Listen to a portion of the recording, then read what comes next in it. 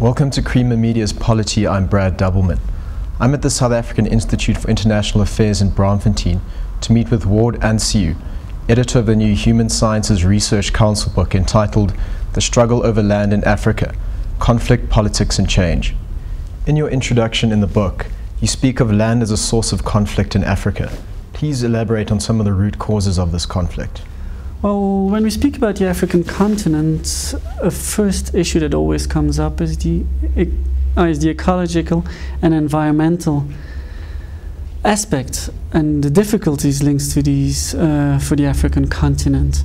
This is also linked to the fact that Africa hasn't integrated its demographic transition. So difficult environments or environmental and ecological conditions with huge demographic growth in the continent is a first issue that is always coming to the fore. But there's other issues. There's, for example, tribal and indigenous issues leading to conflicts, for example, in Kenya, but also in Rwanda after the genocide, and during the genocide, obviously. There's issues linked to renewed interest into land, for example, with the foreign investments and acquisitions of large tracts of land in Africa by emerging countries. There's renewed norms also linked to land, for example, more environmental norms linked to sustainable development, etc. And then the last issue linked to land conflicts, I would say, is the non-inclusiveness of the different stakeholders at different levels of the policy development process linked to land.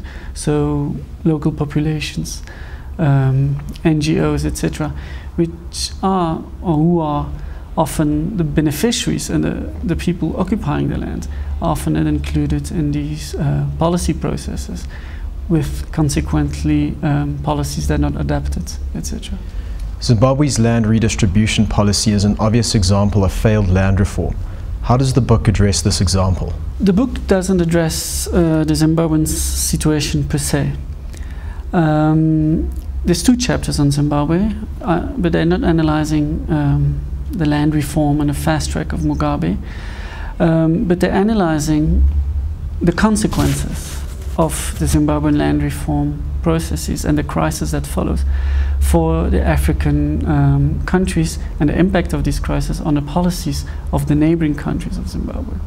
So there's a chapter that Chris Alden and myself have written on the impact of the discourse that Mugabe is producing and developing on the policies in the neighboring countries. The book covers examples of land conflict throughout Africa. What South African examples are given in the book? Well, we've seen, for example, that this rhetoric on land has been used in different ways.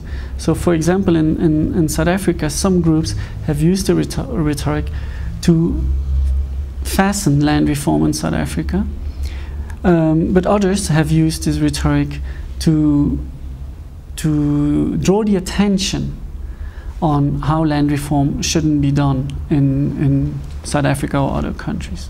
How have African governments responded to land disputes? There's two South African examples that are covered. The first one is a chapter by Ruth Hall on the different cycles of land policy in South Africa. To detail a bit, we've seen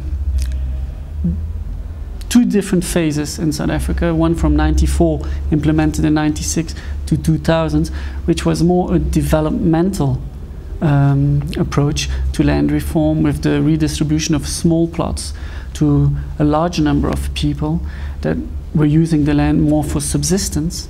And then from 2000 onwards, with the land acquisition, or the LRAD, land acquisition for agricultural development, where more larger scale, individualized approaches are used to improve agricultural development. And Ruth Hall in her chapter is analyzing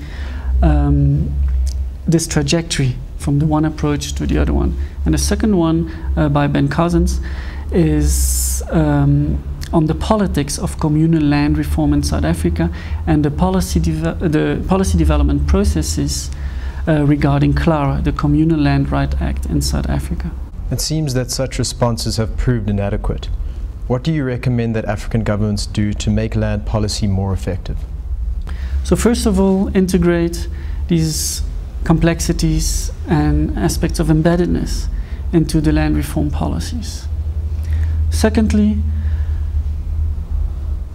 the book is based on case studies all over Africa, and I think we can learn from different aspects leading to, or the different factors leading to land conflicts, but also the responses developed to these land conflicts, and integrate them and have a learning process on how to deal with land.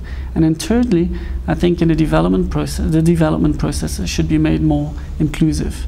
We are today in an era where the public sphere has been democratized, and that we agree now that to develop sustainable policies, they have to be inclusive, have to respect local rights, have to respect the local institutions, etc. And I think African governments have to engage in this process, which is not an easy process, because you have to integrate, you have to deal with different type of stakeholders at different levels. So it might take time, but I think time is necessary to develop sustainable policies in general, but also affecting land. How do you expect the book to affect land policy in Africa?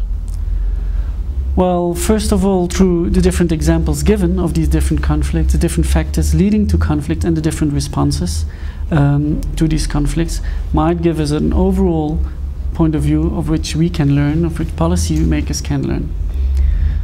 Secondly, the book poses more broader questions. From these examples, there's several broader questions coming out about the integration of these complexities and of embeddedness, and how to deal with it, how to better understand these issues, to better adapt the policies.